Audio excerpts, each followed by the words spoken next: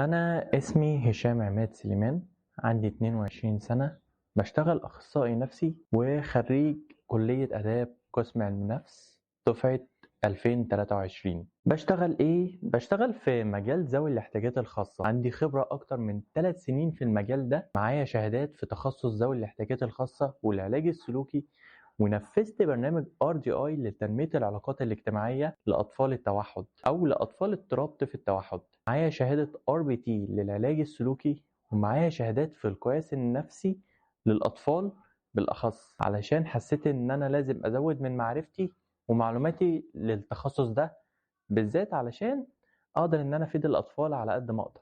بالإضافة لكل ده إن أنا مدرب معتمد في الذكاءات وأساليب التفكير، بالإضافة إن أنا مدرب معتمد في التربية الخاصة من الكلية الدولية للتدريب في إنجلترا. الهدف الأساسي من فيديوهاتي ومن المحتوى اللي أنا بنشره هو إني أوعي الأهالي وأخليهم إنهم يعرفوا إن عيالهم أمانة لازم نحافظ عليها، وأغير حياة الطفل للأحسن ويعيش حياة مليانة نجاحات، وكل ده علشان بس البداية كانت صح. وبس كده، كان معاكم هشام عماد، والسلام عليكم ورحمة الله وبركاته. بالشفا.